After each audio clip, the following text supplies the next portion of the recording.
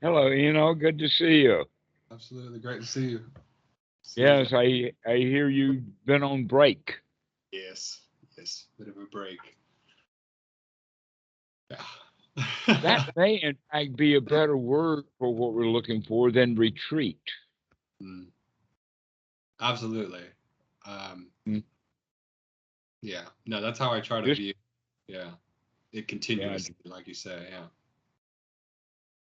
right. So just what we generally mean by that is to take a break is almost exactly the same thing as to take a hike in another context, or to get away from it all is another context. Then we have words like vacation, which doesn't wind up being quite what we're looking for. And then there's that good old trusty Buddhist word solitude, or going into solitude. But all of those have that quality of it. Um, and that it seems like that the word vacation is the one that's the most loaded, because a vacation has either the quality of vacating the premises, which is a getting out, or it has to do with you've got to go do something. You got to go travel. You got to check into a fancy hotel. You've got to go to a conference. That kind of thing is what a vacation is often for people. But a break, now that's just, It's what the world needs.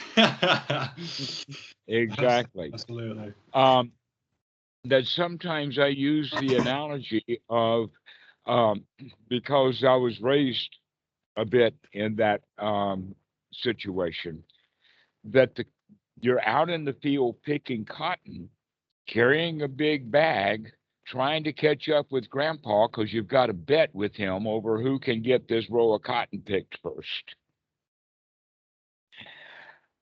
And when you get the cotton row picked, when you're get to the end of the row, it doesn't even matter whether he won or you won. You're just so glad that it's over. You can set that bag of cotton down and sit on it, especially since you're under the shade of a tree.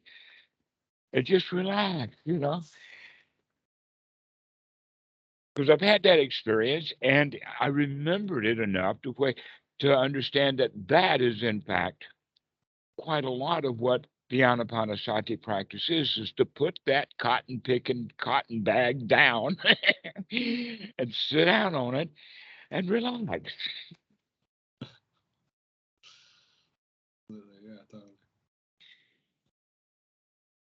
Because that relaxation always has that deep out breath, that sigh, that, oh, it's over. And this is exactly how the Buddha refers to it, in the sense of that the job that needed to be done has been done, that you're okay as you are. You're not perfect. You're just okay, which is all we really need. I mean, that's good enough. Yeah. We don't have to be L number 10 to be good enough. That's the rule somebody set up.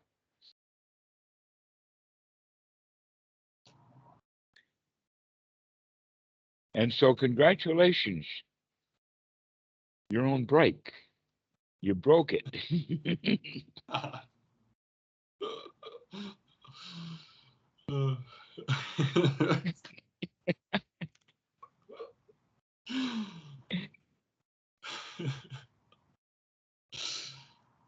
Yeah. And what a relief it is to be finished with school right now.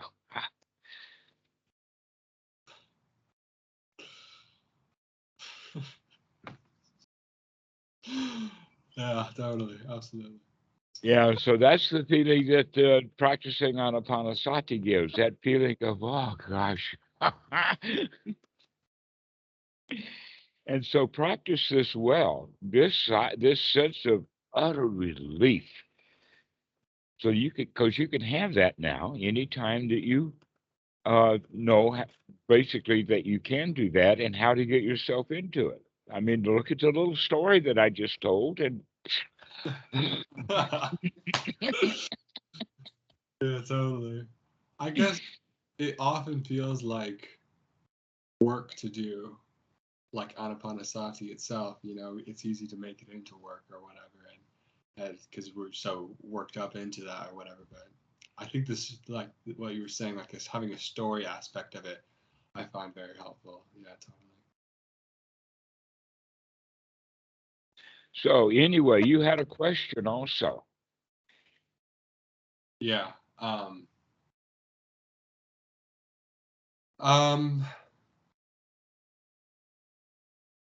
was just wondering about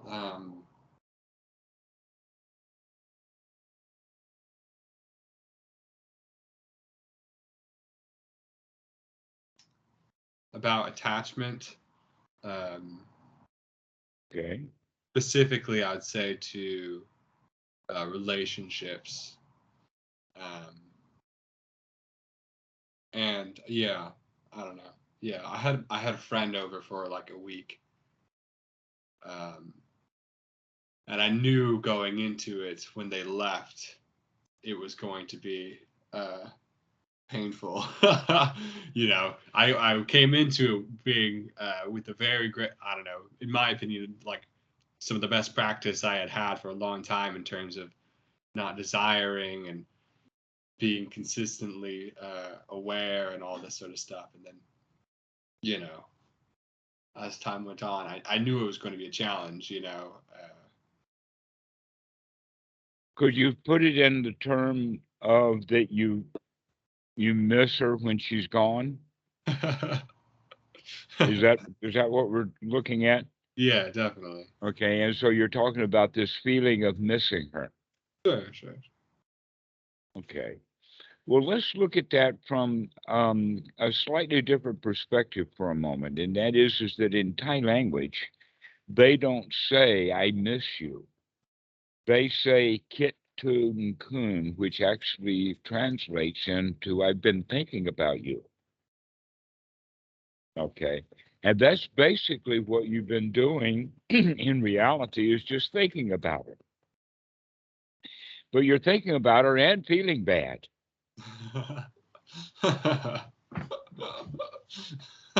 Instead of just thinking about her. Yeah.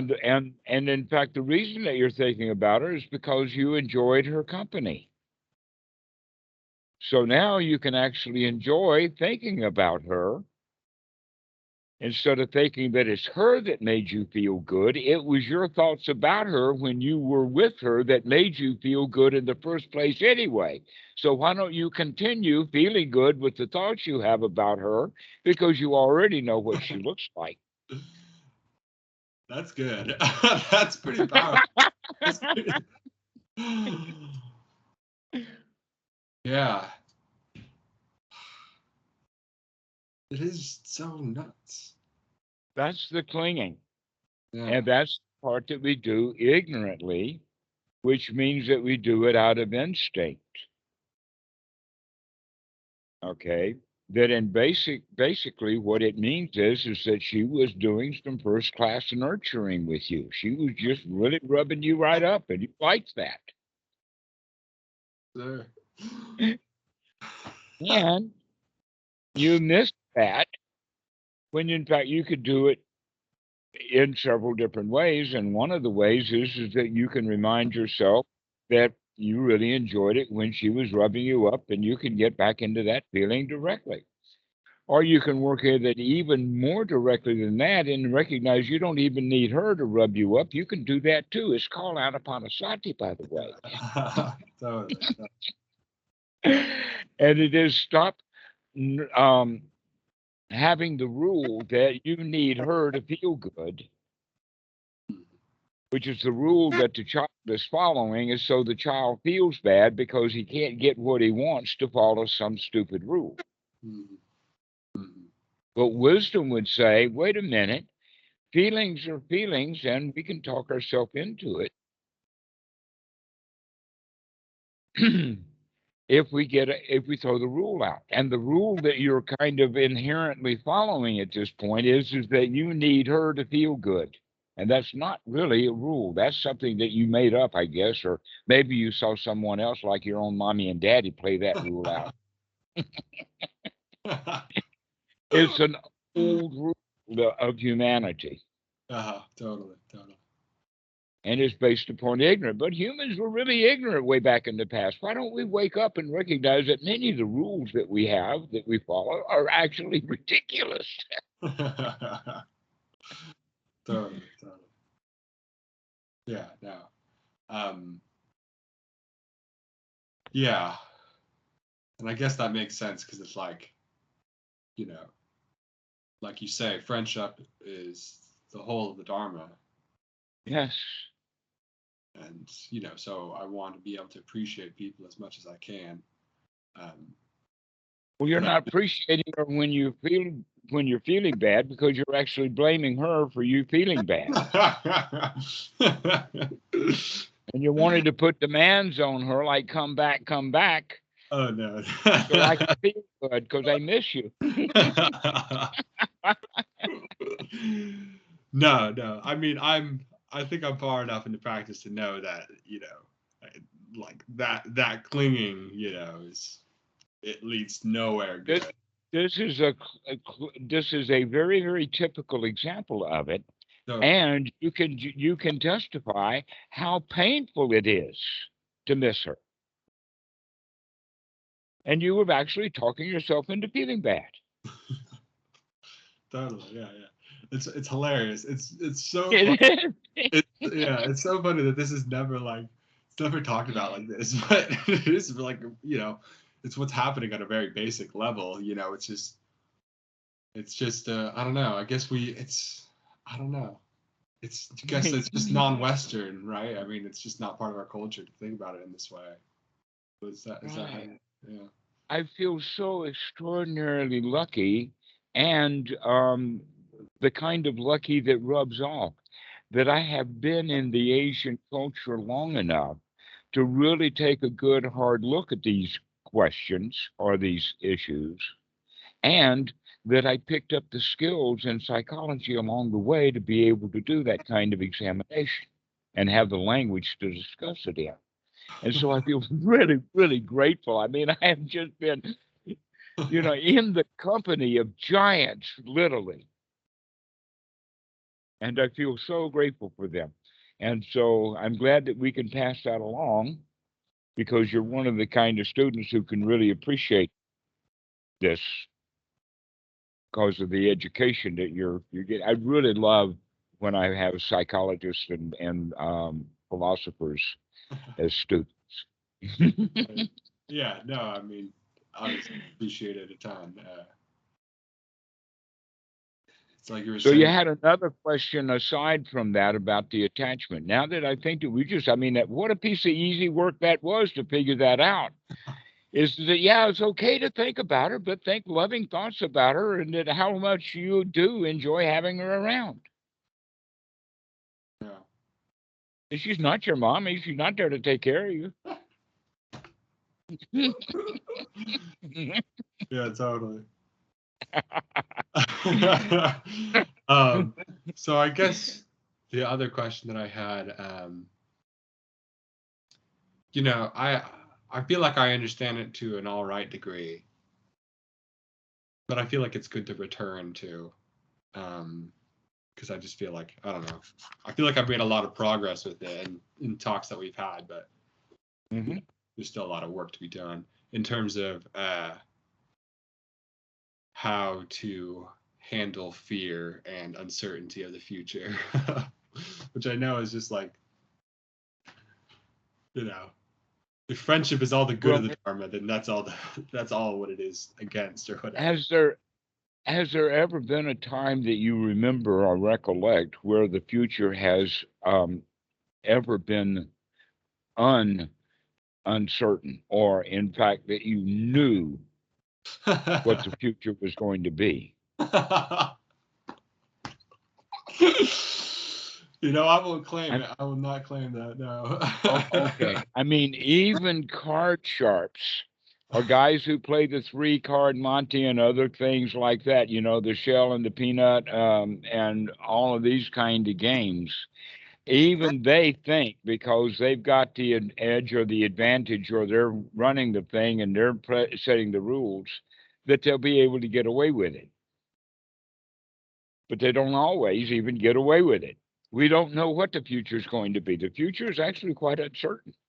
Yeah, totally. All right. So that means that if you're afraid of the unknown and afraid of the uncertain, then you're just going to be walloped with fear left, right, and center, because that is going to always be the case. That's hilarious. Ah, yeah. It, now here's another point is that with all of those futures that were uncertain that actually came about into being a president, you survived every one of them happily. And so what you can begin to trust is it doesn't matter what the future throws at you, can you handle it? That's the attitude of the lion. This is what we're actually the part of the practice is to gain that confidence that you can handle anything, including that you can handle recognizing that your face is in the mud and that you can pick yourself up, dust yourself off, or even while you're boogieing down the road, dry out so that you can dust yourself off. That's the confidence that you can get back up and you can handle it. Ultimately, is that can we handle dying? Because that's going to happen too. That's one of the things that dogs don't understand. I've actually watched these two dogs that we've got here in the house play with the carcass of another dog, and they don't even have a clue that that's going to happen to them too. That's funny. Funny. But humans, we know that. We understand death. And many of us work very hard at trying to postpone it, and the working very hard is a death itself. Instead of just relaxing and think, I can handle this. And when you get the confidence you can handle anything, that's part of that security where we can nurture the child inside and saying, down, boy, it's okay. We got this wired. You can handle this. And these are the kind of then wholesome words that we would use in those points in time when fear does arise because we've dreamt up some dangerous thing that might happen in the future. Oh no, I've just frightened myself. I'm a film director. I just manufactured my own horror movie. Yeah, totally. Yeah, I found myself doing that this week and just realizing like, wow, this is hilarious, like that is hilarious. Like it's literally creating like these boogie monsters or whatever, I mean, it's like the same thing you say. It's the same thing we do as children, but now we can come awake to the fact that like we're doing this and it's kind of hilarious. Okay, here's a point that might be very interesting to you. And that is that it's normally children who have fear in the night because they're sleeping in a different bed or even in a different room than their parents, and they have no feeling of security. And so they will dream up things to call mommy and daddy so that they can feel better. And we will invent bears in the closets and dragons under the bed and all that kind of stuff as part of our culture. But in Thailand, the child is allowed to sleep in the bed with mom and dad as long as they want to. Even occasionally, our 9-year-old will crawl back in bed with us. But we've got a room that's got two big beds in it, and mom goes back and forth between the two beds, and sometimes all three of us will wind up in one bed. Okay? But that's because it's okay that Kitty has been able to sleep with us her whole life.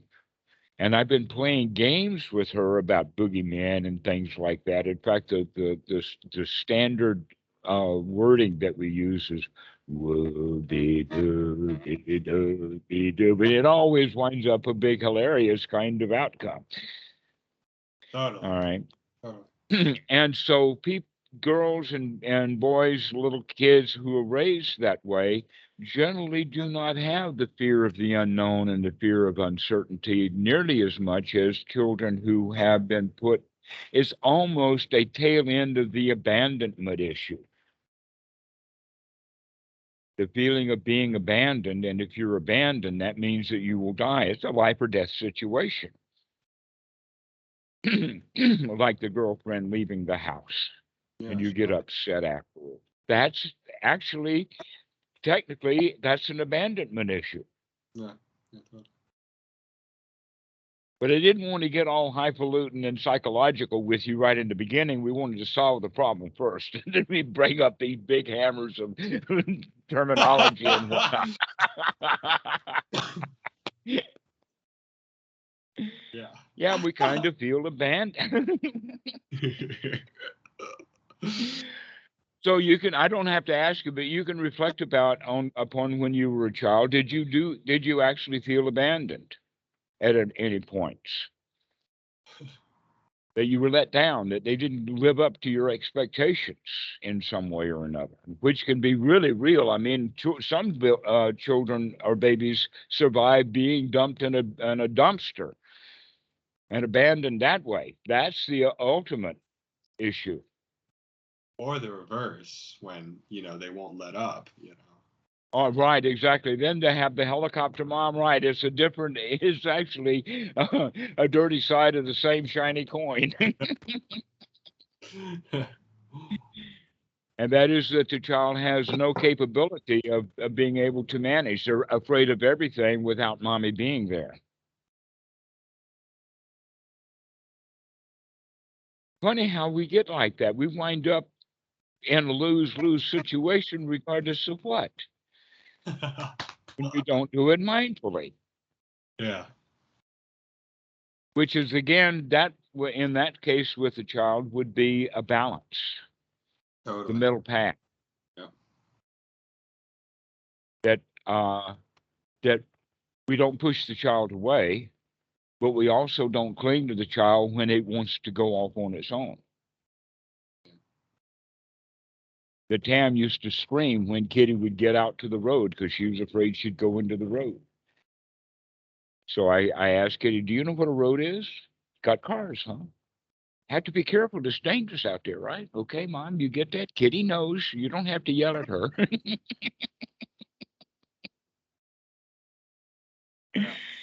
And so that's exactly, you're right. That's it. That we do have that reverse of it.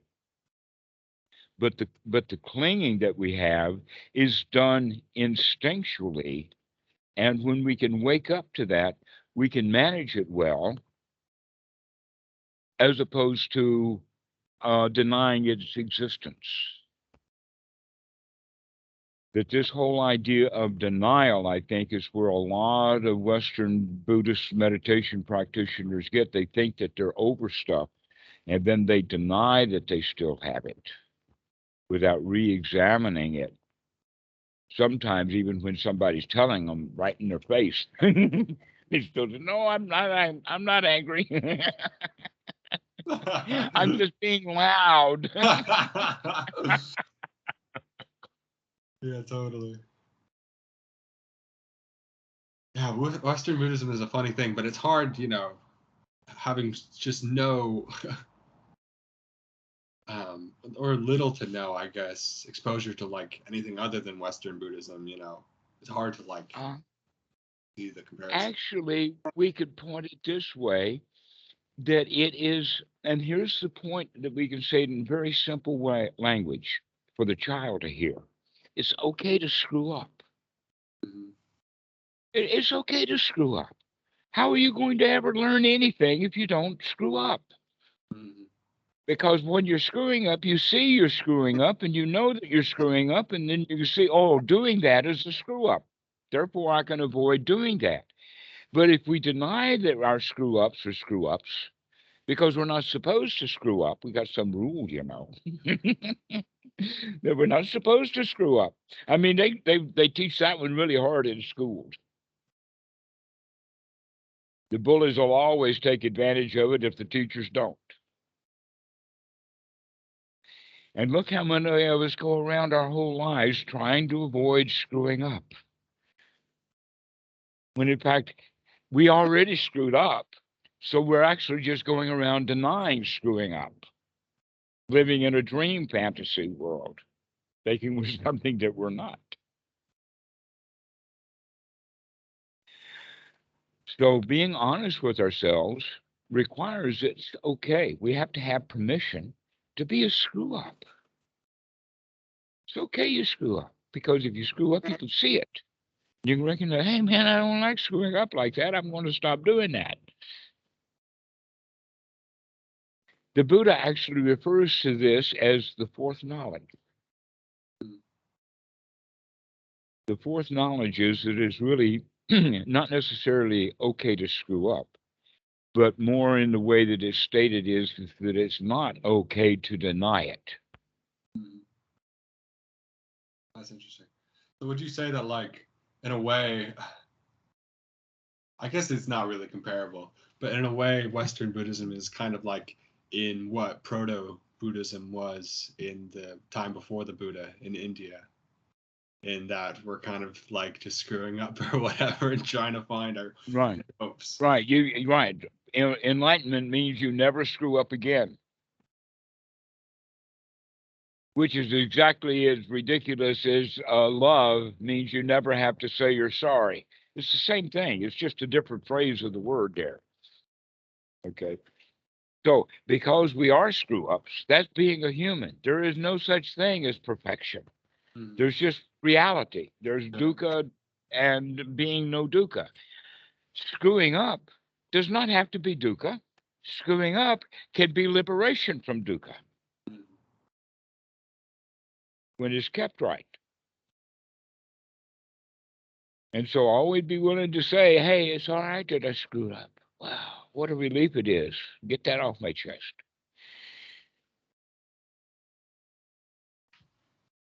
That in fact, if you have screwed up with a good close friend, a companion, a roommate, a bedmate, if you do apologize, that's always winds up being warm and gushy. And there's great reward. But if we continue to deny it and run away from it, she'll chase you down. And that's the dukkha, is just running and chasing. Your own mind will chase you down. Yeah, your own mom will chase you down. Exactly. Yeah, totally. Absolutely. And so this is so profound, that teaching of the Buddha, that it's okay to screw up, because we're not going to learn anything if we don't recognize that it's okay to screw up, so that we can use it as a learning tool, a lesson, that anything can become a teacher. I think that I didn't cover that quite well when we were talking to Dan Ingram about lineage, because that's the part of lineage is that you learn to learn from your mistakes rather than hiding from them.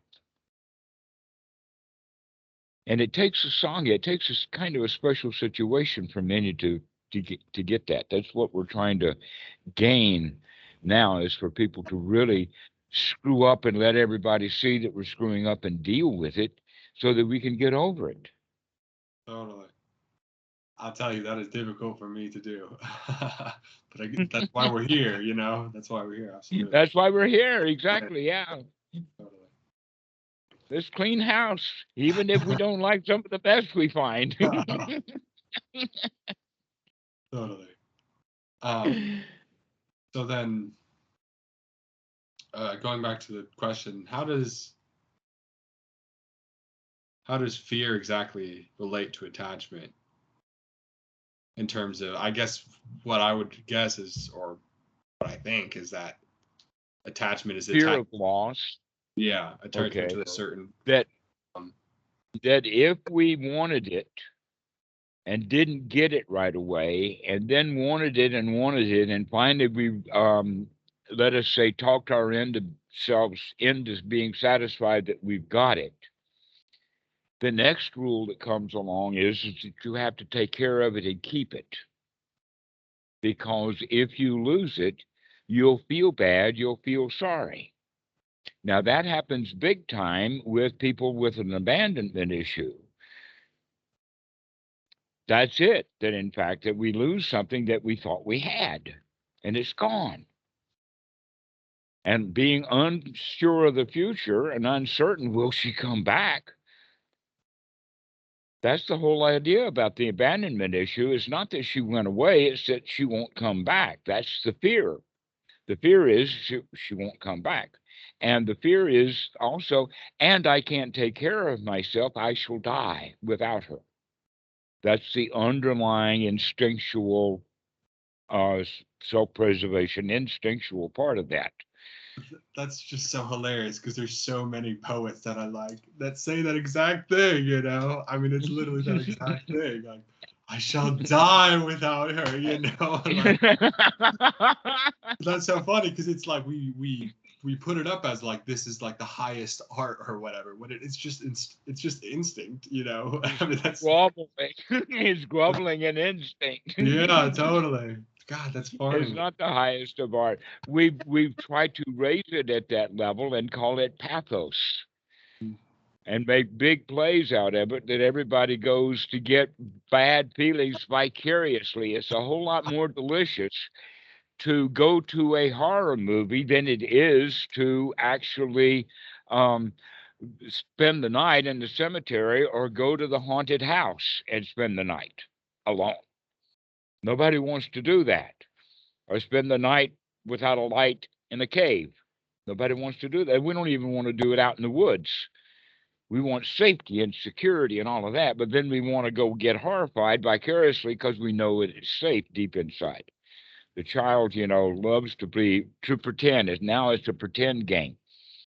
The problem is that we play that pretend game with our own movies quite a lot. And we wind up feeling bad and horrified for the fun of it. Because we get into the habit of doing that. And we want to play the hero, or play, we see a character and they're like, yeah, that guy's cool.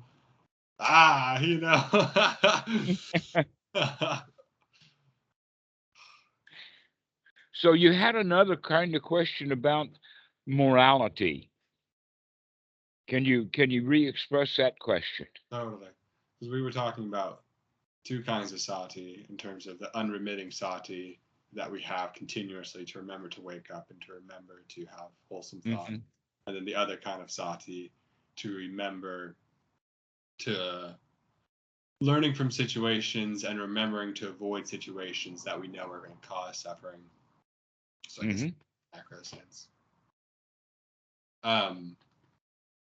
And I was wondering what the difference between that second form of sati is in terms of the form of I know that this situation is going to cause suffering for me.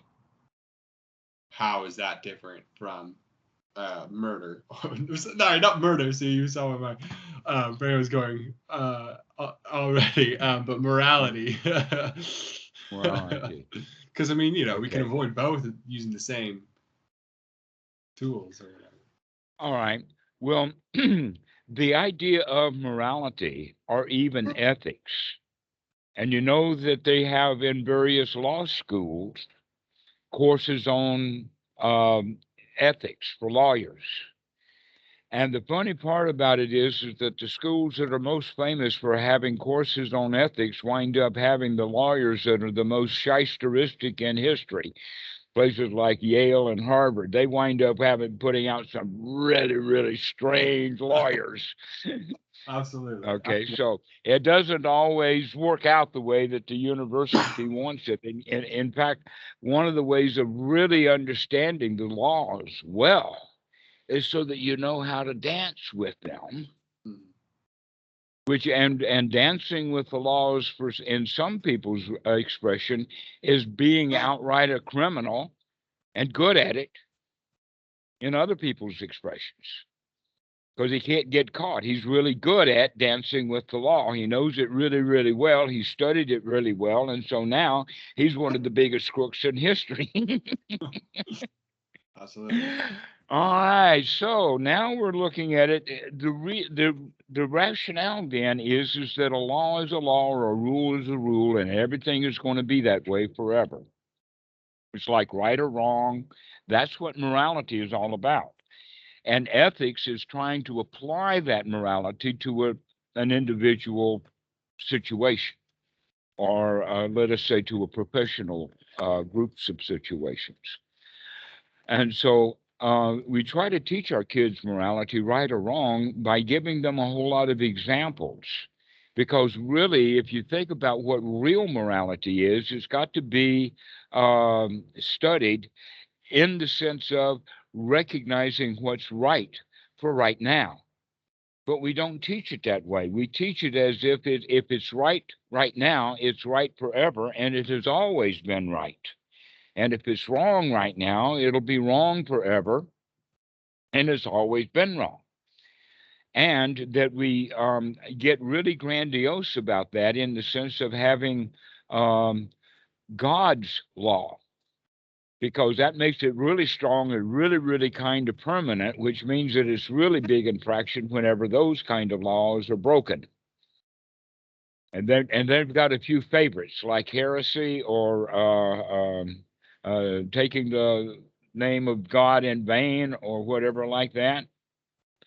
So these these rules or these laws are how children misunderstand morality. But the teaching of the Buddha has to do not with morals like that. In fact, this is something that is quite interesting how it happened with Buddhism, because the teaching of the Buddha has to do with um, dukkha, dukkha nirodha, the dukkha in this moment. And so, if we are in a very, very good state of mind, when the mind is noble, it's collected, it's unified, and we don't want anything, then quite naturally, we're not going to go do harm to people to try to get things that we don't want. I mean, if we don't want anything, and we also have the wisdom to understand if I go to try to get that thing, the animal, like, that we're going to have dinner tonight, he may protest if he had a say. Um, so being satisfied with little is the quality then of not doing a lot of harm. When we want a whole lot, normally we're going to try to take it from someone if we have win, lose, right, wrong, up, down um, situation. But there is also the possibility of generosity and gratitude, which turns things around to a win win situation. And that's the way that we can look at it from wisdom perspective, is that really we're not following any rules at all. Now, in this Sutta number 117, where the Eightfold Noble Path is discussed, it discusses it in the following order. First, it talks about the unification of mind and what this is all about, with its supports, requirements, and features or outcomes. And so the supports and the features with this unification of mind. All right.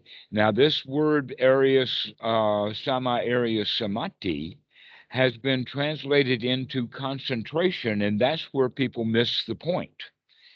Because really, it's the organization of mind. When the mind is noble, when it's organized well, uh, and it's quite satisfied, then it's morality is not even an issue.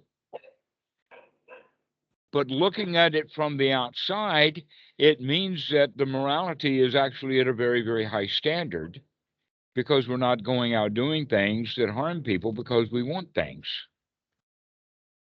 Okay, so now that we understand that, we can say that, okay, the Buddha gave several examples of that in this sutta about what is right action, what is right speech, and what is right livelihood. And what is right action is to not harm, to not take things that don't are not given, um, And right speech has to do with not telling direct lies, not gossiping or harming anyone, not being harsh with them or calling them out, or um, the one that's the hardest for me at all is to not be frivolous. But I think frivolous, the kind of the frivolous that they're talking about here, has to do with frivolous in the sense of hoodwinking or playing games, as opposed to giving very happy, frivolous examples of the Dhamma, which is a different kind of frivolity. And that kind of frivolity I promote.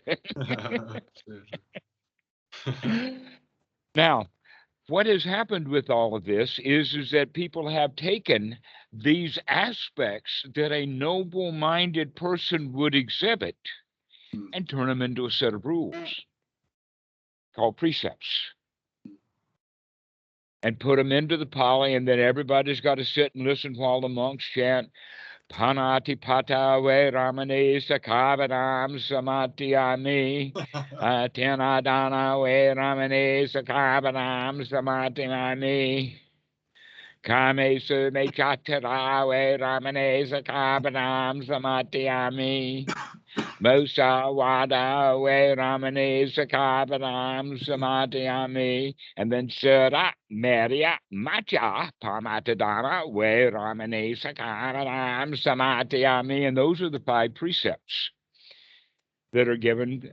And the point that the Buddha was making is that if someone in their deepest of heart takes 100% enthusiastic refuge in the triple gem of it being in the Sangha with others, promoting the Sangha, being in the Dhamma, living his life as a noble-minded one, then he will naturally keep these precepts.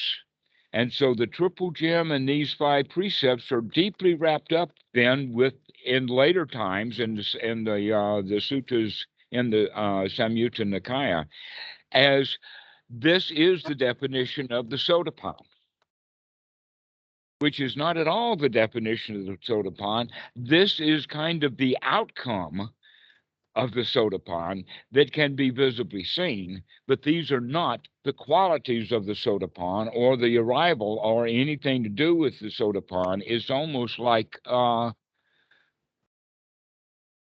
when you see the bright light of day because everything is glistening and shining, and we say that's the sun. No, that's not the sun. The sun's up in the sky. That's something completely different. You're just looking at the reflection of the sun. So keeping the precepts is a reflection of the Sotapanna, not the actual qualities of the Sotapanna himself. But that's just, let us say, Buddhist science fiction. But at the same time, because sorry, go ahead.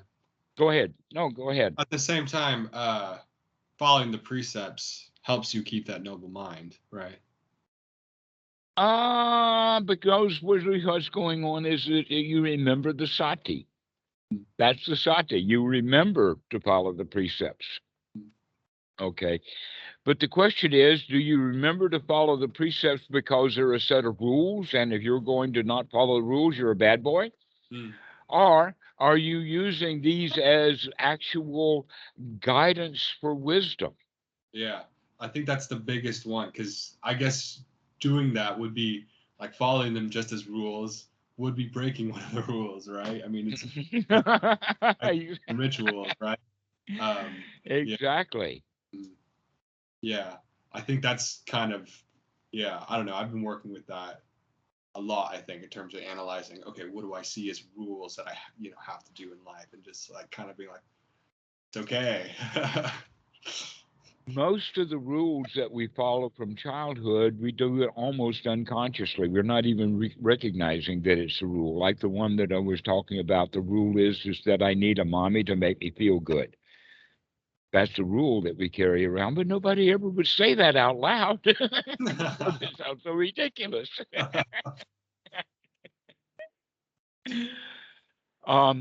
So there's another aspect of it in, and that is that it would not be a correct rule for us in this discussion then to come up with yet a new rule that says that all rules are bad. Totally. Yeah. No. Okay? That would be a mistake to make that rule. That what we can do instead is recognize that some rules are good, some rules are of value, some rules have been wisdom that has been expounded to the rule maker, and the rule maker took the wisdom and made a rule out of it. Would you That's say? what we do as children. So the adult may be expounding wisdom, but the child is going to pick it up as a rule. When can we set down the rules and pick up our own wisdom? That's the real lesson. So that we can pick through the rules, see what they are, and pick and choose as to which rules are going to be of use, not only now, but into the future, and also which rules are actually causing trouble.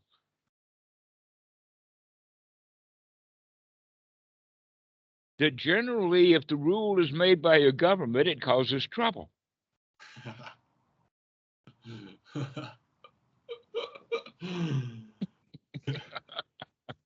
Yeah. For somebody, whatever regulation is, the reason they have the regulation is because somebody doing something that somebody else don't like, so make a rule, and now we swap that around, and now we just reversed who feels bad and who feels good. We made a rule.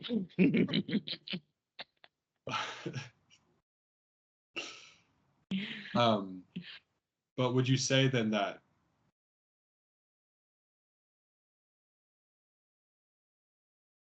like in a very theoretical sense there are moral rules? No, let's go down to the gut level and go back to the point that there are some rules that tend to go along with suffering and no suffering. And you could actually say that if it's a rule, you could still call it noble rule or a precept. Yeah. So that's why they call them the precepts, by the way, because that word precept actually has look at the word precept, deception or deception or whatever, but that means to see. So precept or preception actually means to see in advance, to see things coming. Yeah. And you can generally see things coming that it's going to cause a lot of harm if you kill something. Yeah, I actually really like that. I think that kind of like ties in well to like the idea of like physical laws or whatever, and that like a physicist isn't going to say that like the weak nuclear force or something like that. That's not a law of the universe or whatever. It's just our best putting forward of what we know now at this point to explain these things or whatever. And you can say that in the same way with the moral law of like not killing or whatever. It's like, well, it just seems from our empirical understanding that is a damn good way of avoiding suffering. Right. I don't want to be killed. I would suffer if the judge says, I sentence you to death, and tomorrow morning at 6 a.m., you will be hung by the neck until you're dead. And from that moment until now, I'm walking up on the gallows, and they're putting that thing around my neck. How noble am I going to be? Can I say, goodbye, cruel world? See you later. Catch you on the other side. Hope you guys enjoy the dance. I'm about to give you a performance. Oh my God. No, no, no, no, no, no. Nobody wants to die. Nobody is in that state of being ready to check out just for the show. No. Nobody wants to do that. No, no. Knowing that we would suffer pain upon death, we recognize that all beings are also like that. Every animal, down to the mosquito, down to the ticks, down to the even the bacteria, have a self-preservation instinct, down to the cellular level. Everything has that survival instinct, which means that when upon pain of death, that's the pain. That's the ultimate, the wiping it out. That's why they call it a wipeout. That's the whole idea is that you're gone. And nobody wants to do that because being alive and being conscious is so precious. And we recognize that at a deep level.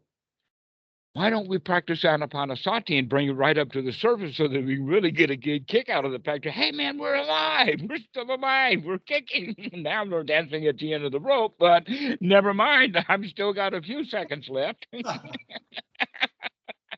Totally. Okay, so that's the way that we can begin to understand that everything does not want to die. We should be careful with that.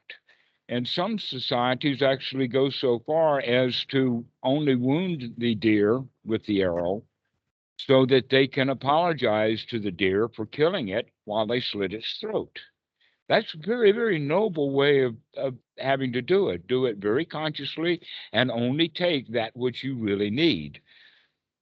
Not like the white men that get their great big buffalo guns out and just wipe out an entire herd of buffaloes just because they can do it.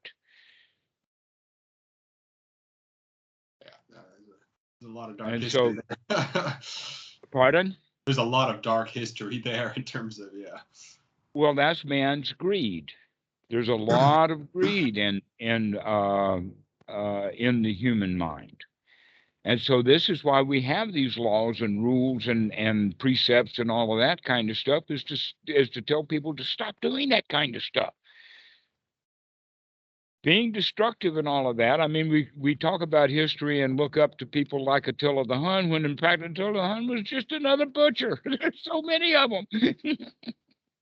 Killed a lot of people. Yeah.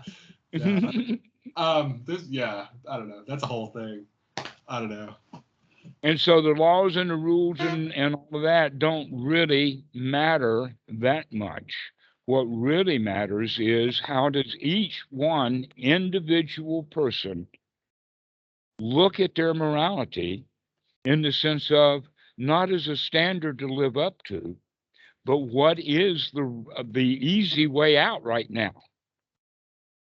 That's the part that actually can be discussed pretty well for people to understand is that's what the teaching of the Buddha is really all about, with all of the religious highfalutin language and how respectful we are to people who take on the spiritual life, both in religions and Buddhism and whatnot like that. So in fact, the reality is that it's just a way to hang out. It's just a way to, I mean, you don't have to work, you don't have to do anything. You just be a holy man. If you know how to be a holy man, you be a good holy man, you don't have to do nothing. Yeah. It's taking the easy way out. Become lazy. That's the teaching of the Buddha, is to just drop it all of those rules about getting all of that stuff and just don't want anything anymore. If you don't want anything, you don't have to do anything to go get anything. You're satisfied. And so if you look at it from the position of that is that, hey, man, just hang out. Just, quit your job and quit everything. Just let the car go back to the dealer and everything. Just sit down and be happy. Totally. But I mean, of course, the end goal, is that is what relieves suffering, right? I mean, because the Buddha wouldn't recommend that if it didn't relieve suffering. Like that was his end goal, right? Well, yeah, that's the whole point. You have to do it right because a lot of people wind up losing their job and losing their house and wind up on the streets as homeless, and they're really, really suffering because they're still not trying to take the easy way out. They're still suffering for the loss of all the stuff that they thought would make their life easy, and so now their life is really tough. So we're talking about a whole new way of doing it, a new finesse, one that's done with wisdom so that you can find the easy way out, which means to find the least harm, the least duty, the least necessity that needs to be done, only down to a bottom point, because there is below that, there is a baseline. Below that, we go to not giving the duty to the Dhamma. There is a certain duty that we have to do to the Dhamma. The easiest one that I can give you is that we have a duty to take the next breath. And if you don't, all of that gleeful consciousness in life is going to go in the next 2 minutes if you don't take another breath. So there are some bottom lines that we have to do. And the Buddha talks about them as the 4 requisites: just enough housing, just enough food, just enough clothing, just enough medical attention, and you're good to go. If you can find those things wisely, then who needs to work for Wall Street or own Wall Street or own it, which many of them want to do? Why would someone want to own it or want to own the libs? It just doesn't make any sense. Owning things is painful. Totally. But I think, I don't know. I agree with it wholeheartedly. I think, you know me to a certain extent now, that I kind of have a little bit of a political bent, and that there is. Yes, and you also know that political bent will cause you more suffering than it does now if you let it run loose. And a whole lot of people are letting that thing run loose in the United States right now, and there's a whole lot of misery, a whole lot of anger, a whole lot of disgust, because a whole lot of people are letting their emotions just run wild, just run loose. So it's good that you're picking that up, to see that stuff, to recognize that, hey, you don't have to live your life going by those rules and those feelings. You can live wisely instead if you remember to do that. Yeah. I don't know anybody who doesn't have a political bent. Yeah. Totally. Yeah, absolutely. Humans are bent. You know why you're bent? Is because it's a heavy burden you're carrying. You're bent over with it. Totally. But I mean, what I was going to say is, going back to it, it seems if we're going to secure the 4 requisites, certain things need to be done. Yes, exactly. That would be then back into that part of it is that some rules are useful, valuable, wholesome, and do reduce suffering. And some rules cause suffering. Wisely, you will make that choice.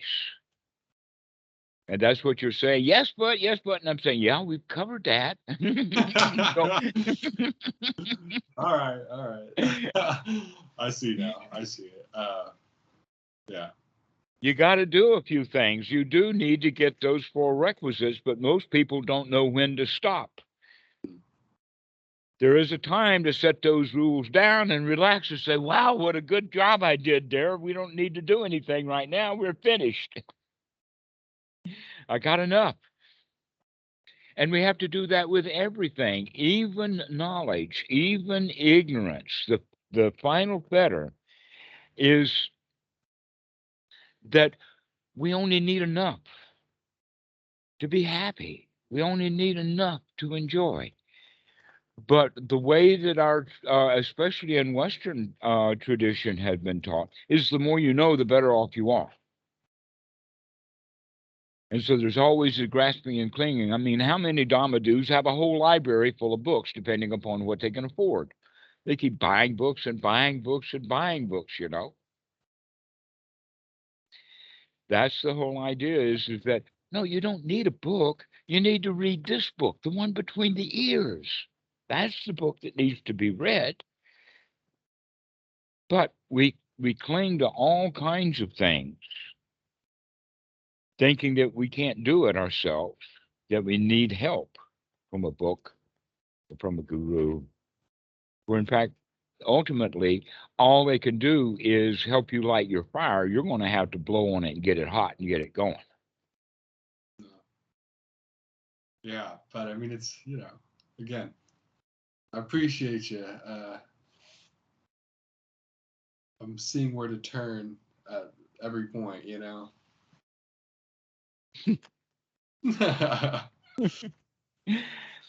So anyway, back to that word morality is actually, for most people, a big stumbling block because they set it as a set of standards, often the standards they can't meet, or often the standards they don't want to meet. But in either case, they either feel bad by feeling guilty or feeling rebellious because they've set some standards or some rules or whatever like that, that ultimately were designed around the self-preservation. But then we just take rules and take rules and take rules ignorantly and bring them inside one's own mind because we're picking up stuff wildly, daily, as children. And so the real practice of Ānāpānasati is to evaluate, to inspect, to investigate. And the only time that we really need to do that is when we're about to apply one of these rules. We say, wait a minute, before we actually push that button, let's look at it a little bit. But we can't look at it with a critical mind, right? That's because, that is a toy, right, rather than a should, right? We have to come out of it. That's the looking at it. Because the critical mind is not looking at it. The critical mind is trying to apply it or trying to figure out how to apply it rather than looking at it as a new toy to play with in the moment.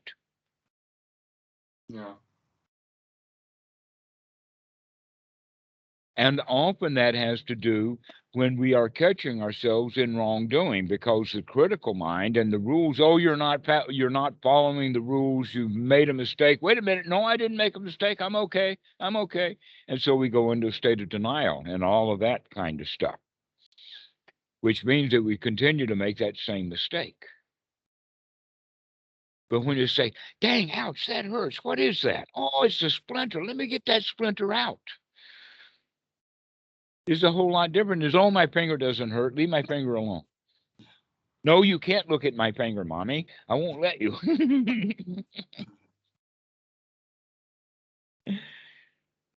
And so if we are willing to look at our own anger, frustration, uh, doubts, worries, what we would call rounding up the usual suspects of the hindrances. The usual suspect of the hindrances are always there. Are we going to see them as they really are and play with them as toys? Or are we going to deny? And that's the first job of the meditator right from the get-go, is never mind all of that stuff. Come back and be joyful. No, I want to go off and feel bad. I want to go think about that guy who done me wrong. I want to go finish that argument with my sister. All of those kind of thoughts is just those hindrances. And basically trying to protect the self. That's why we're following the rules, is for self-protection. So to end this off, we can now go back to the issue of fear, because it's the fear that is the self-preservation instinct, that everything winds up being a matter of life or death, rather than a matter of, oh, well, I can handle this. Oh, yeah. And so when we are in that position of fear, that we can actually, at that point, wake up to the fear, recognize we're fear, and then go into the nurturing to talk ourselves out of the fear by joyfully, gleefully talking about the fact that you're actually safe. The dog is asleep. She's not biting my ankle. The tick that's crawling up my leg, I can feel that and pick it off. I don't have to be afraid of the tick. I can just remove it because I can feel them. And if it does bite me, I'll survive that too. I can pick the tick off after it bites, okay? So this is the whole idea, that we have to get into talking ourselves out of the fear. There's no reptiles. There's no alligators. The cops are not coming to the door. Yes, you will pass the medical exam. You don't have to worry right now. Just everything's going to be okay. And we need to keep reassuring ourselves of that. And that's especially true if we have any shade of an abandonment issue, that we need something or we won't survive. But when we wisely say, oh, the only thing that I actually need is a little bit of food, a little bit of shelter, a little bit of breathing, a little, a little bit of entertainment, a little bit of transportation, but that's about it. A little bit of medical attention. In fact, Bhikkhu Buddhadasa was the one who added those extras. Besides the 4 ingredients that the Buddha had in his day, the Buddha didn't actually list it because he had his feet, he had all the transportation that he needed. And that he recommended that they don't go to shows. That in fact, that's part of the precept of Nacha Gita Vatida Visukadasana Vairamani Sakhavanam Samatiyami. That's one of the precepts up there for the higher precepts. And that Nacha is dancing, Gita is singing, but we're not talking about Nacha and Gita just as things. They're talking about the Nacha Gita Vatida, which means entertainment shows, because it would not be polite for the monks to go and sit in the audience while everybody is sitting there with the monks, not paying attention to the monks, but paying attention to the show.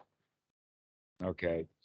A clear example of that, as best I can come up with, is imagine that the Pope himself is going to the Grand Opera, the opening night of the Grand Opera. Okay, what's the Pope doing there? And is he not giving up his power because people are not going to be paying attention and watching to him anymore? They're not going to be, I mean, they'll do that for the first couple of minutes, like throwing the baseball out when the president throws the baseball out. But they're not there for the president to throw the baseball out. They're not there for the Pope to sit in the in pomp and circumstance in the booth. They're there for the show. Okay, that's why the monks don't go to those kind of shows. But in Western Buddhism, we have bought the whole rule bag and said, but Nacha, that means you can't dance at all. Gita means you can't sing, you can't have any music, no dancing, no music at all. I've heard Buddhists like that, In fact, I gave up the guitar, almost ritualized giving up the guitar in 1983, and haven't played the guitar since then because of that stupid rule that didn't exist except in the minds of a bunch of Buddhists who think that there's rules against it. In fact, the word Gita is used in the Pali in a different way. One of them is actually the Tera Gita, is the songs or the poems of the monks. And the Teri Gita is the songs of the bhikkhunis, or the poems in verse. And so saying things in poetically, saying things in verse, saying things over and over again with rhyme and rhythm and meter and that kind of stuff is kind of a music. And listening to songs that have wholesome things to them, I think that that's actually part of the issue is that the Buddha was warning about, that it's the unwholesome, that it's not all music. So that's an example right there of a rule or a law where people take it and run to an extreme with it, where in fact that was not the intention of the wisdom in the first place.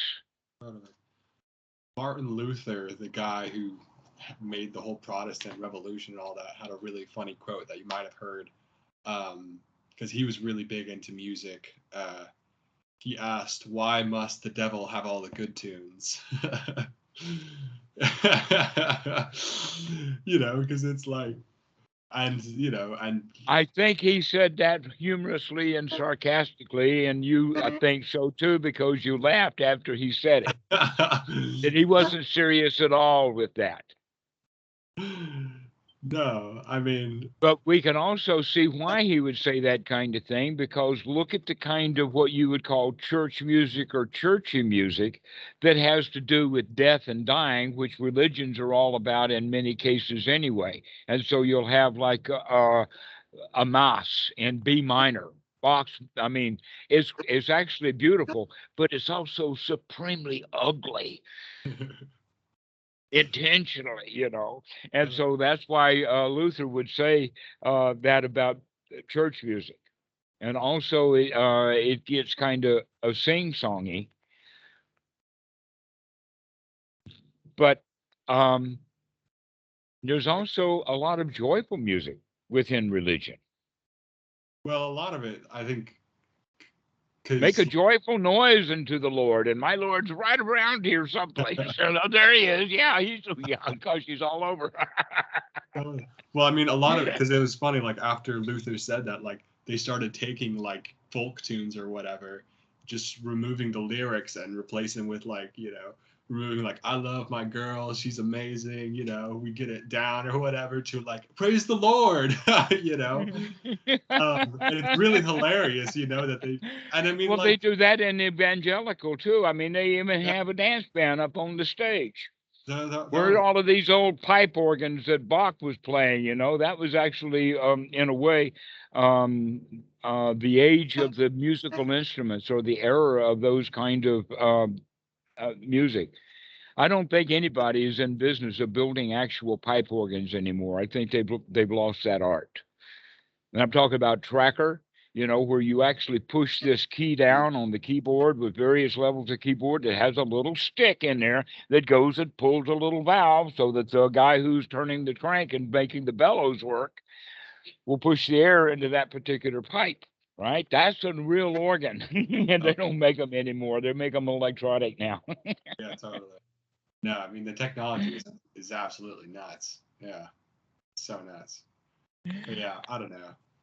And you could hear that clicking and clacking and the sound of the organ. I mean, it's got its own, and they're hard to tune and all kinds of stuff like that. And so they wind up in the churches sounding really weird, especially as they get old. A couple of 100 years. Sure. I don't think I've ever.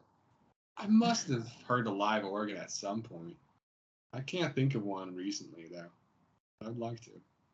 But yeah, I don't know. I mean, I think Wurlitzer stopped making real organs back in the 1930s. yeah, totally. Well, it's like you said, it's not very. Yeah. Yeah. So anyway, the whole musical instrument scene has changed over time. Better tuning, a lot of stuff we don't need to get into, but you could also then think of that the religious music of his day was the retrograde or the older stuff, and that he was actually liking the more modern music Yeah. that is of today, which that's just natural. But there is actually quite a lot of church music that's quite gorgeous. In fact, beautiful. Of course. No. Ave Maria for one. That, I mean, you can just, oh holy night, just get some goosebumps going. There's some really beautiful, beautiful church music. Oh, absolutely. And it's like I don't know those instruments that they use and stuff. Like, I mean, they were pretty, weird and all that. But at the same time, it's hard to say that they've gotten well, except for the tuning issues. It's hard to say that they've gotten better. Like a lot of them were just really different, like using the gut strings or whatever, on a cello or whatever. Like, I don't know, maybe like that's just a different, or like their bow, like there used to be way more curves and all this sort of thing. So I don't know. But going back to what we were saying about music before, it's like it is such a, I don't know, fundamental part of us, like, I mean, it's birds do it, like birds sing, I saw a title to a book that I thought was pretty funny as well, that you might like. I didn't read it. I didn't pick it up, but I like the title. It was called, Is Language a Music?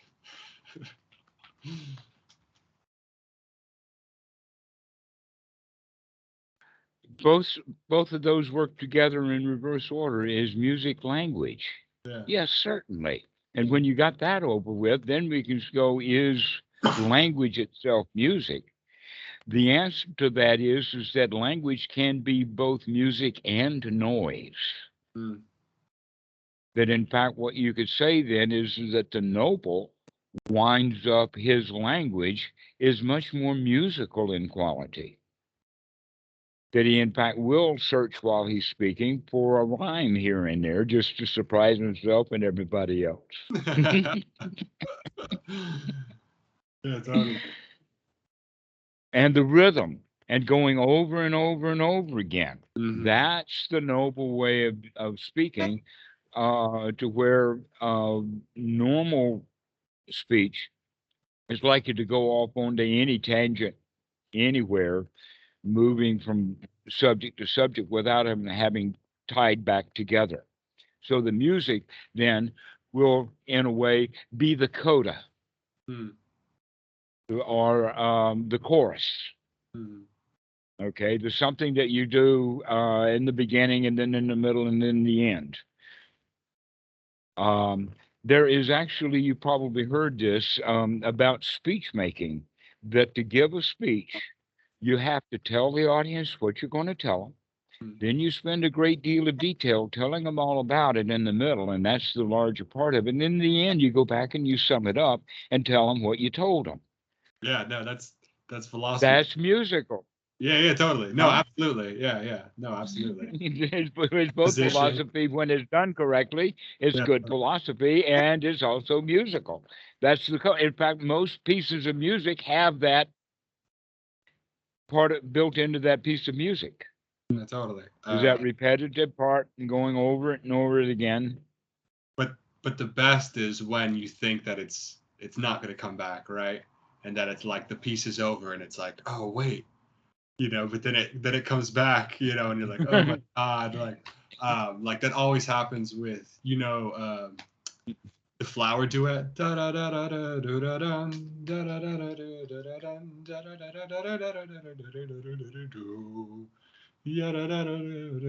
know that one? Yeah, yeah. Yes. Another one that's very much like that one is the song that never ends. You know, Maybe. the song that never ends. Gosh, how does it go? It goes on and on and on, my friends. And then they just keep singing the same thing over and over again. I mean, it's got no end to it intentionally. It's a song that never ends. Damn funny. But with the flower duet, it's like it goes away completely, and then like it's just so quiet at the end, and then they just do it one last time. It's like, And oh, then do it again. and do it again. Yeah. Oh yeah, for sure. Yeah. Okay, well, that whole repetitive quality then is the art of Ānāpānasati, or the art of then the Sati itself is to remember to do it again, and to remember to do it again, and remember to do it again. That's the repetitive quality of it. That's what actually the practice becomes music. Totally. I think what can unconsciously trick me is that like, well, I was doing Ānāpānasati and now I'm here or whatever, But it's like that's not the Ānāpānasati's fault. You got to keep doing it, Like just because you're here after doing, it was a while afterwards, like yeah. So it's continuous, yeah, because it's the same thing. It's like like we were talking about before, like no one's perfect. We make mistakes, because it's like that's just perfection is just not of this world, like it's just yeah. Yeah. And so part of the music is, let us say, in a dancing, joyful way, you pick yourself up. I like that idea. You just get right up. That in fact, part of that whole art of picking oneself up is that we can actually begin to pick ourselves up as we're falling, like stumble, but not actually fall. That's a picking ourselves up really early. We don't have to land with our face in the mud before we start picking ourselves up, that we can catch ourselves as we're stumbling or as we're falling if we remember to. And so we can apply that idea then also with the mind, is that we can in fact see that we're stumbling right now. There's a hindrance just arrived. Don't trip over it and fall and land in the mud. Step out of the way. And we can do that. And stepping out of the way is then part of the boogieing or part of the dance. Everything. I mean, it really is musical. That's really interesting. That Western Buddhism is, in particular, is anti-music in all respects. To where the Asians have gotten over that long ago. They've got, flute music. There's drawings actually of I won't go into a manual right now, but he was an artist, and there's a lot of art after he died was actually already left at Wat Suan Mok. And so they built a spiritual theater around him. And one of the pieces of art, big line art drawing, Zen style, is that the sound of the flute returns to the forest. Okay, what do you mean by that? Well, the bamboo came out of the forest. It was made into a flute, and now the musician is playing the flute, and the music returns to the forest. Always return the music. Keep giving it back. Absolutely, because we've been having a lot of wind lately or whatever, and it's like it's whistling. It's literally the world is singing to you. The world is singing, exactly. Yeah. Absolutely. Yeah, the birds are singing. Everything is singing. Yeah. Everything is dancing. The Hindus talk about it in the form of lila, or a dance. The whole world is just dancing. And if we can see it as a dance, then we join the show in that regard. Just begin to dance along with it. Yeah. Rather than fighting against it, which is the normal way that humans do it. Something went wrong in our culture many, many, many centuries ago. We started fighting with each other and warring with each other and killing each other off. And we have to stop. Yeah. Well, it's like we're saying, pretty imperfect. Well, that's part of the rules that we're keeping. That's built into the rule system. Yeah. Rather than kindness. So that's another example right there. Kindness or even metta can be thought of as a rule, or friendliness. Let's have some good rules. Those kind of rules or precepts that are of great value, so that we hold those and remember to practice and continue to be friendly rather than being fearful. If we're fearful, we're already in dukkha, and more than likely we're going to continue in dukkha or spread it around to others. Blame him for my problems. Here, have a big teaspoonful of dukkha. No, yeah, I mean, absolutely. I've got so much of it, I got to unload it on somebody. Yeah, totally.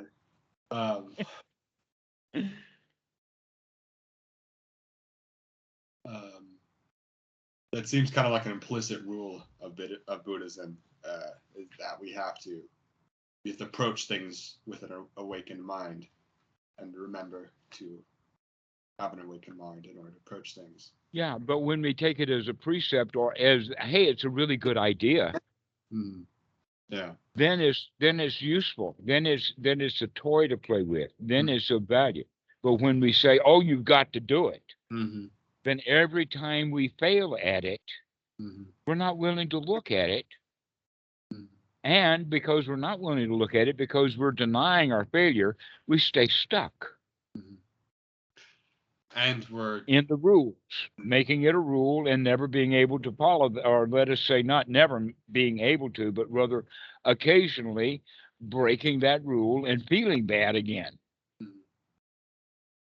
And we're going to unconsciously. And then not looking at the rule, and so we don't learn anything from it, so we're doomed to break it again. History repeats itself unless you're looking at what you're doing. Yeah. Well, it's samsara, right? That's the samsara, is keep doing the same thing over and over again, thinking we're going to get new results. No, wait a minute. That's insanity. Samsara is just doing things over and over again without even looking at the results. Mhm. Yeah.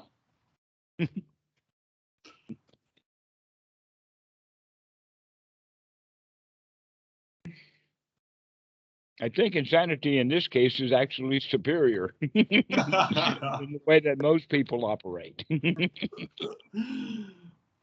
Well, is but samsara works in the wider sense, right? In terms of like, I mean, it's just everything that is, right? Any and everything that happens in cycles. Mm, It's right. the only way that it can happen is in cycles. It's just over and over again. Everything is like that. Name me something that happens just one time, and I'm not talking about failed cell phones. No, yeah, totally. Wow, that's crazy. Yeah, yeah, everything's in cycles over and over again, and the music of life, so that your life becomes music, is when we get in tune and get in rhythm and enjoy the dance,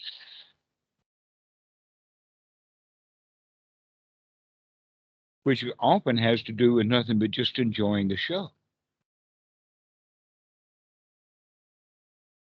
Because who's the dancer? There's no dancer there. We're just watching what's happening.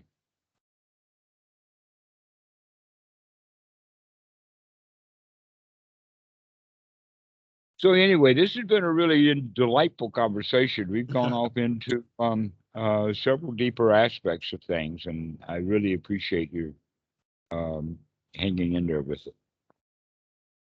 Well, it's a yeah, it's a lot.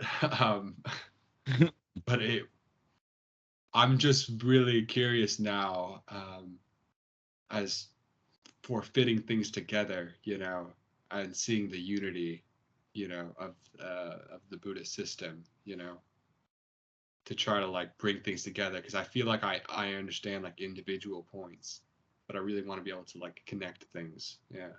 Hmm. Hmm. Uh, One of the ways that you can do that is by realizing that, hey, man, they're already all connected. Yeah, totally. No, You absolutely. don't have to do the connection. They're already connected. All you have Yeah, to do is just see those connections to, check out those dots, put the line between them because the dots are already in place. totally. And then it can be fun. Mm. If you think you got to put the thing together yourself, that sounds like a whole lot of work.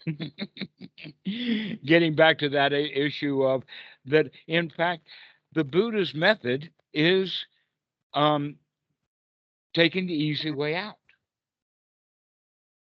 Enlightenment is to lighten your load. There was once a book written many, many years ago. I've got a copy of it someplace in my digital library. The name of it is The Lazy Man's Guide to Enlightenment. Mhm. And now I realize, no, the lazy man doesn't need a guide to enlightenment. He's already enlightened.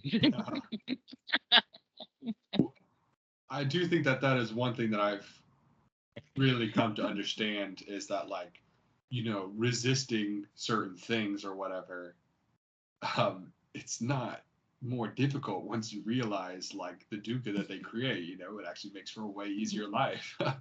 It's way easier. People look at monks and they're like, oh, how do they do it or whatever? But it's like, no, it's No, they've got the easy way out. How do they do it? What are you talking about? oh, it's hilarious. Yeah, no, it's wonderful. That's the secret. It's not a dirty secret. It's a very lily white secret, and everybody, especially those that are very close to the monks, know it. That the job of the monk is to hang out. And when people come, they hang out with the people. And when the people go, they hang out without the people. All of that chanting and everything is done is because the people expect it for some reason.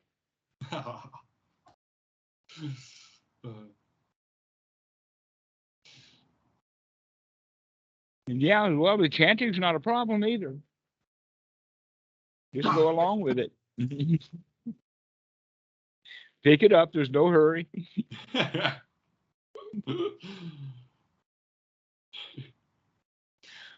And so the life really gets, quite nice, quite easy. And that's the whole point of the teaching of the Buddha is that look at all the people running around, scurrying around, trying to get a gross domestic product. Bhutan's the only country in the world, a Buddhist country, that has a gross happiness product rather than a gross domestic product. Wouldn't that be nice? Yeah. Yeah. If the government really cared about let's make everybody happy rather than let's make everybody filthy and rich, maybe just filthy, basically.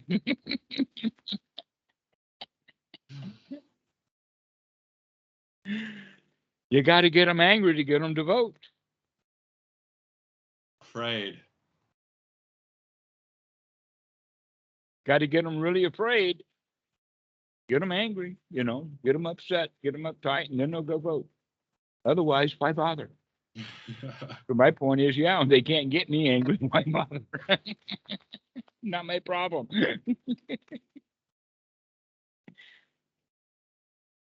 They're all corrupt anyway. They wouldn't be politicians if they weren't corrupt. Well, I think all people are, Yeah, everybody's corrupt. In fact, that old ultimate power corrupts, and ultimate power ultimately corrupts. Well, if that's true, then anytime we get a little bit of power, we get a little bit corrupt. And when we're angry, what are we doing? We're trying to get power. That's what anger is all about, is trying to manifest power. Yeah.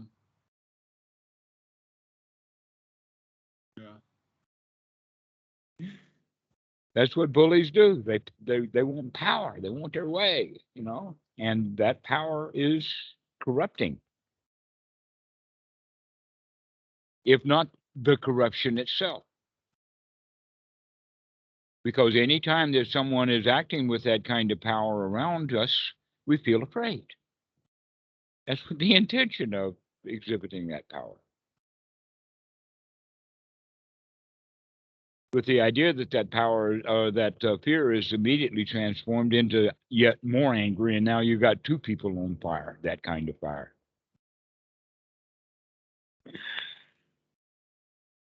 So that's what power is all about. So when we recognize, hey man, I don't need any power.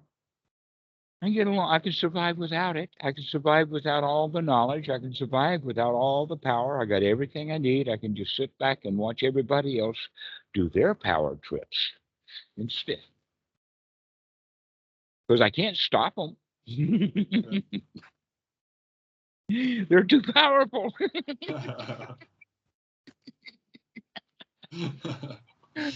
But I can't stand aside and let all of that power just wish on by. That's the easy way out. Again, let's go the lazy way. Let's take the easy way out.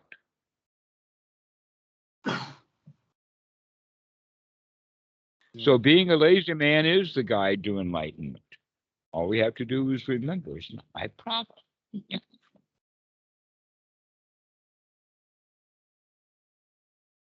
Yeah.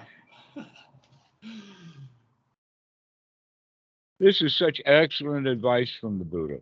That whole idea is just not my word. Take the easy way out. Don't have any problems. You picked it up, set it down. Doesn't belong to you. And we can go that even when the girl leaves. We pick up the problem that, oh, she's left me and I need her. But we can set it down and say, no, I don't need her.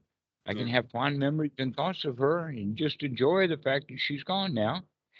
Then I can enjoy the fact when she comes back. Yeah. I don't have to feel abandoned. It's just instinct.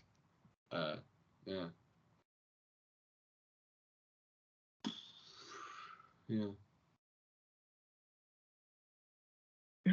Well, let's finish off now. I think that we've kind of covered this pretty well.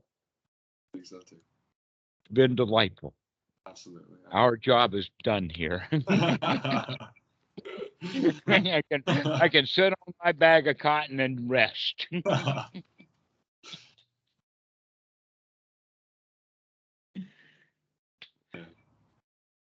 Right. So we see you later. All right. See you later.